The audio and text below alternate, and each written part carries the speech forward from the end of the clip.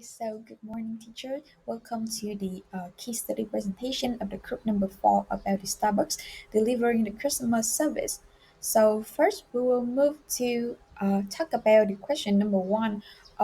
What factors accounted for the Starbucks success in the early 1990s, and what was so compelling about its value proposition? What brand image did Starbucks develop during this period? So moving to the first questions, uh, there are four factors accounted for Starbucks' success in the early 1990s. So first is the strategic and vision and store design. Starbucks redefined the role of a coffee shop in American culture by positioning itself as the third place between the home and work, inspired by the Italian espresso bar. The founders, Howard Scott, envisioned Starbucks as a social space where the people could relax, work, or connect with others. Moreover, the physical environment of the Starbucks store was intentionally designed to be inviting, warm, and comfortable. The customers were encouraged to linger, making the coffee shop an extension of the lifestyle. And this strategic positioning set Starbucks apart from the competitors who focused primarily on the convenience or speed. Second is the commitment to superior product quality. Starbucks positioned itself as a premium coffee brand by emphasizing the quality and the freshness of the product. The company sourced high-quality Arabica beans and controlled as much of the supply chain as possible, including roasting and distribution. This vertical integration allows Starbucks to ensure the consistency across the locations, unlike competitors who rely on the third-party suppliers. Third is about the customer-centric service philosophy. Starbucks offer a highly personalized and friendly service experience, and baristas were trained not only in beverage preparation but also in building customer relationships, such as remembering their names, order, and engaging in meaningful interaction. This level of personalizations was a key differentiator at a time when most competitors offer standardized transactional service. And lastly, minimal advertising, maximum experience. Instead of relying on the traditional advertising, Starbucks invested in delivering excellent in-store experience. The company believed that the customer satisfaction would generate the word of mouth marketing, and most of its marketing budgets were allocated in store promotions and community engagement rather than the mass media. So, through a unique store environment and customer-centered service, Starbucks distinguished itself from the conventional coffee outlets and became a cultural icon. Next, what was so compelling about its value proposition? Instead of offering coffee merely as a consumer product, the Starbucks transformed the coffee drinking into an integral part of the consumer daily lifestyle.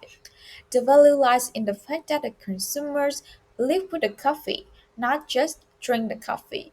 The first component is the high quality coffee, that the Starbucks does not merely claim the quality, it ensures it by controlling the entire supply chain, such as purchasing directly from the farmers, roasting coffee in-house using proprietary method, and distributing the product through its own channel to its store. And this process created a strong consumer trust in the brand consistency, reliability, and premium quality. The second component is the friendly service. The Starbucks treated consumers not as strangers, but as individuals in a personalized relationships.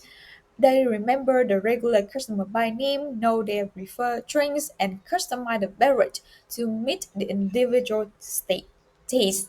And as a result, the customer felt that they belong in the space, creating a powerful emotional value and a sense of belonging. The last component is the in-store environment. Starbucks store was not designed for quick transaction, but for staying and engaging. The space for studying, working, or meeting others, an atmosphere that encouraged the conversation and community. This created a warm, reassuring, and communal environment, making Starbucks more appealing than colder industrial competitors. And moving to the last small questions, what brand image did Starbucks develop during this period? Uh, First is the premium and sophisticated. Starbucks position itself as a provider of high quality handcrafted coffee. The brand was associated with refinement and attention to detail, distinguish it from the mass market coffee chain. Second is modern and urban. The Starbucks culture primarily to educated white-collar professional, typically aged 25 to 44, and it became the symbolic of the contemporary urban lifestyle, particularly in among the upwardly mobile. And Hurt is the reliable and consistent.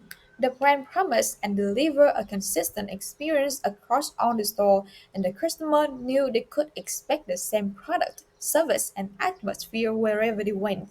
And lastly is the community oriented and emotionally engaging. That the Starbucks cultivated a sense of connection not only between the customer and the barista, but also among the customer themselves. Store function as a communal hub place, fostering inclusions and belonging.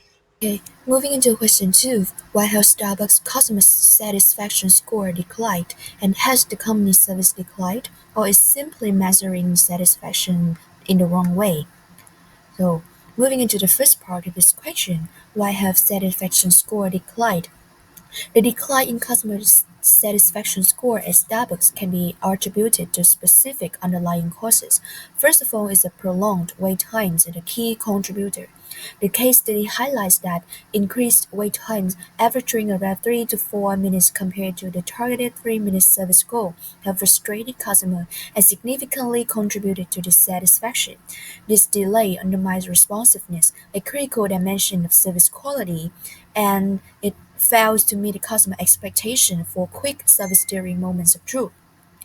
And second is the inconsistency in experience. Despite revenue growth and store expansion, Starbucks compromise reliability and tangibles. But research shows that 83% of customers value cleanliness and 77% they value convenience. But longer waits created a gap between expectations and reality, particularly during the moments of truth.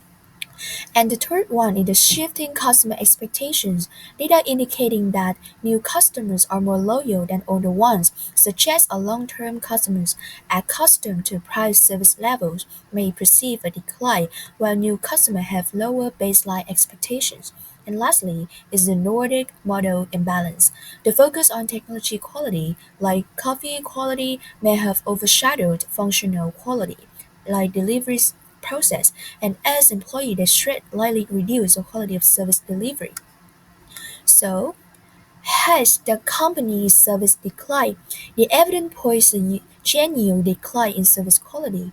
Service quality dimensions, which mean a longer wait time to employee pressure, reduced responsiveness and empathy, while rapid expansion may have impacted changeables and reliability. And second, service encounters. Face-to-face service encounter at the counter they suffered due to delays and negatively affecting the moments of truth. And lastly is the evidence of service.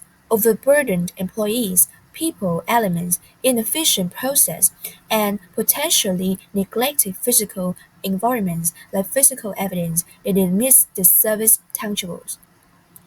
Is Starbucks measuring satisfaction in the wrong way? The customer snapshot metrics might also contribute to the perceived decline to answer this question. First of all, limitations of customer snapshot. Oliver's model highlights that satisfaction includes personal factors like mood and situational factors like environment, yet snapshot emphasize tangibles like speed, cleanliness over emotional aspect, like staff attitude for example, which matter to 72% of customers who value coffee quality but dislike delays. And second is the lack of a holistic assessment. The metric overlooks other service encounter types, which mean app-based, for example, and employee rules on recovery or copying, despite the impact. So highlight that the 27% versus 23% of visit rate, like I mentioned before, and disparity suggests it misses evolving perception. And lastly is the proposed improvements in corporate metrics for all of the five dimensions, plus emotional and situational survey. For example, some question like, did staff attitude enhance your visit, aligning with service marketing framework? So in conclusion, the decline in satisfaction score is driven by operational strain, reducing responsiveness, empathy, and spontaneity, inconsistent experience, and shifting customer expectations, indicating a real service decline. However, the customer snapshot's narrow focus exacerbated by failing to capture emotional and encounter-based factors. So Starbucks should optimize processes, support employees, and refine its measurement approach using service marketing theory to address both issues effectively. Question 3. How has Starbucks changed since its early days? So, first of all, I want to talk about the from product to the experience. In the early days, Starbucks sold only whole bean Arabica coffee to a niche group of coffee purists. But now, the company focused on creating a full coffeehouse experience built around three components: high quality coffee, personalized service, and a relaxing atmosphere. Starbucks aimed to become a third place in people's life beyond home and work. And for the massive expansion and distribution, Starbucks grew from a local shop to a global brand with over 5,000 stores worldwide by 2002 and opening an average of three new stores per day. And the distribution model expanded beyond the company operated stores to include licensed international stores, grocery channels, online sales, and partnerships like for with Pepsi or Dreyer's. And also, the customer demographic has also changed. So, the core customer was an affluent, well-educated, white-collar female aged from 25 to 44, but it had been expanded. Now newer customers tend to be younger, less educated, lower income, and less loyal. For instance, the store in Southern California served a high percentage of Hispanic customers, and some Florida stores cater to the Cuban Americans. And for the product and job, it become more increasing and complex. The menu has expanded to include the hundreds of beverage combinations, many of which are custom made, and nearly half of all customers request the modification to their drinks. So now, the barista require both hard skill for the technical drink preparation and the soft skill for customer interaction and memory of the names and orders, and the job has become significantly more demanding. Moreover, we have the change in technology and operation. So as the customer satisfaction tends to decline, especially regarding the speed of service, Starbucks need the solutions. So they introduced the very small automated the espresso machines to reduce the complexity, improve the speed, and ensure the consistency. And the Starbucks Store Value Card was also launched in November 2001. This prepaid and swipeable smart card could be used to pay for transactions in any company-operated store in North America.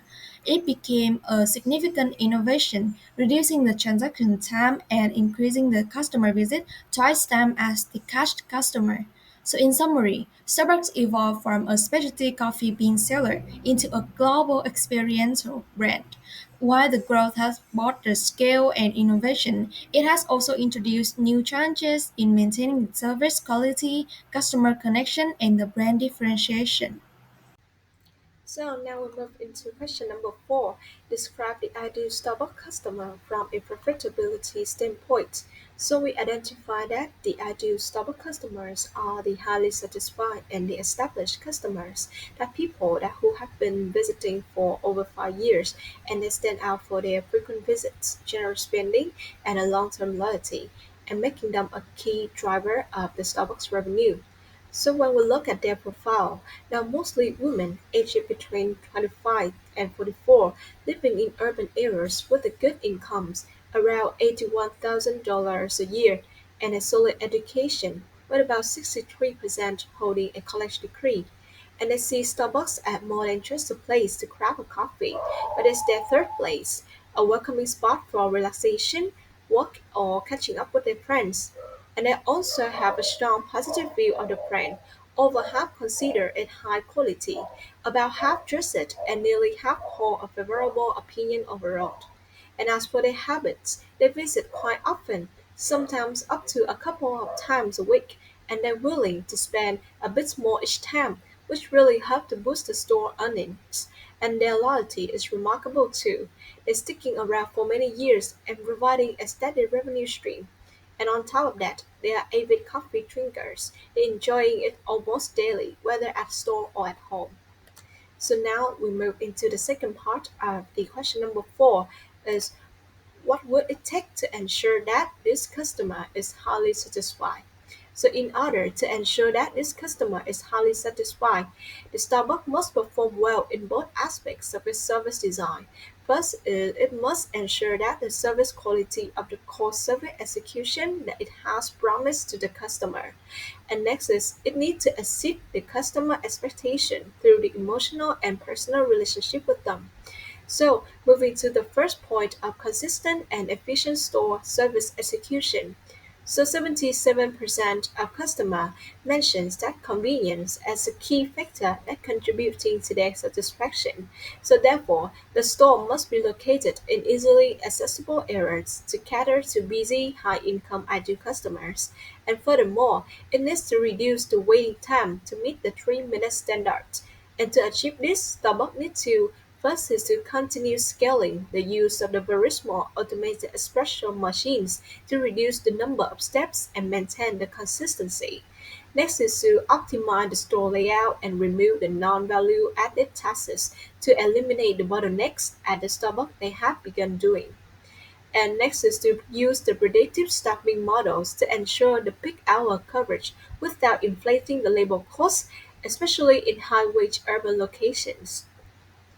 And moreover, the quality of coffee is also a critical factor in determining the high satisfaction, which is confirmed by 72% of the customers. Hence, maintaining Starbucks' reputation for good tasting coffee, crucial for ideal customers who prioritize the specialty coffee. So ensuring consistency from a bean to cup via supply chain control and automated machines, while training barista for custom orders, keeping their daily 19 cups habit satisfied. And the solution here is to increase the barista mastery by balancing hard skill training, like the espresso steps, with the process streamlining. And next is to implement on-the-go quality assurance like the double check system, the real-time, the digital order dashboards. So, come to the second aspect of how can Starbucks delivering the satisfied experience for this kind of customer. So, they have to delivering on the service, which means that they have to exceed the expectations of the customer. So, firstly, with 73% of the customer highlighting friendly staff as a major contribution to their satisfaction, store needs to foster a warm, welcoming environment by ensuring baristas are both personable and well informed, especially for regular customers who consume up to 18 cups per month. So soft skills training for warm rating, eye contact, and casual chat building strong connection. And even during peak hour, Starbucks can achieve this by reinforcing soft skill coaching and ongoing barista development, just not onboarding. Encourage the legendary service behavior by rewarding barista who receive a high customer snapshot score or their personal customer mentions. And secondly, with 83% of customer PIMs points to clear store as the more critical factor in the satisfaction, especially for highly satisfied customer who see Starbucks as the third place. So for them, it's a safe, familiar space for work, relaxation, or socializing. So the brand needs to keep the counter, the table, the restroom spotless through regular customer snapshot check and ensure a welcome environment, encourage them to stay longer and buy more. And they can shape this by continuing enhance in-store ambience with comfortable seats, ambient music, and thoughtful design. And secondly, they can enable more local customizations like community boards, small cultures, road touch, or even have local menu items. Lastly, with 75% of the customer emphasized the importance of feeling value, so stores should focus on providing personal attentions and recognitions to meet the emotional needs of a loyal customer. So training staff to remember names and favorite items, plus using the just say yes policy for flexibility, foster a sense of appreciation in them. We come to the third part, discussing how values to Starbucks is highly satisfied customer. So there are four values for Starbucks. First is the financial value. So a highly satisfied customer are significantly more profitable due to their higher visit frequency.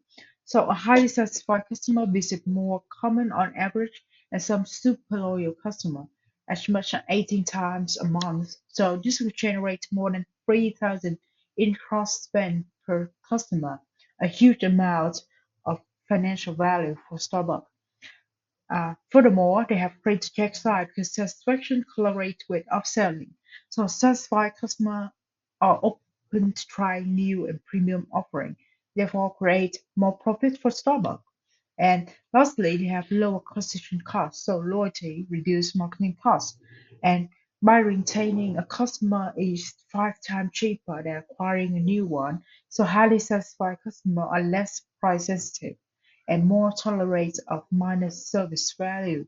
So the turnover rate will be low and they will gain the profits for Starbucks. Secondly, is the brand advocacy and word of mouth.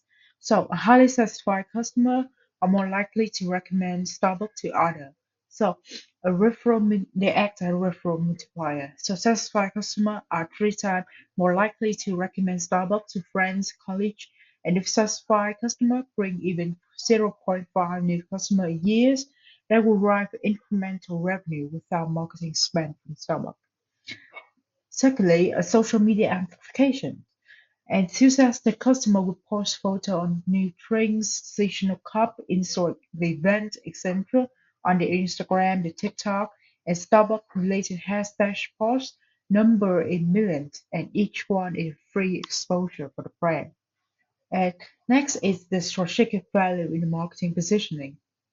So a highly satisfied, loyal customer shapes Starbucks brand as a premium lifestyle experience, the third place, and not just a coffee chain.